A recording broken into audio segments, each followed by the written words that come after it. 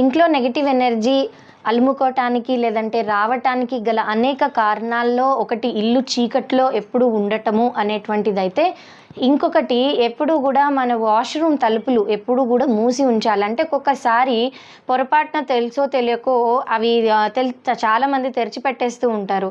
అరే వేసేసాము అని అనుకుంటూ ఉంటారు, కానీ ఒక్కొక్కసారి ఏమరపాటుగా మర్చిపోతూ ఉంటారు. ఎప్పుడు కూడా ఇలా వాష్రూమ్ తలుపులు వేయకపోవటం వల్ల చాలా నెగిటివ్ ఎనర్జీ అనేటువంటిది ఇంట్లోకి వస్తుంది. కేవలం వాష్రూమ్లో తలుపులు వేసి ఉంచటమే కాదు, ఆఖరికొచ్చి మనము బయటకు వెళ్ళేటప్పుడు వేసుకున్నటువంటి బట్టలు, అంటే మరుసటి రోజు విడిచేసినటువంటి బట్టలు, వాటిని మోపులు ఒక బుట్టలోనో దేంట్లోనో పెట్టి మనం రూముల్లో పెట్టుకోవటం కూడా అస్సలు ఎట్టి పరిస్థితిలో అడ్వైజబుల్ కాదు.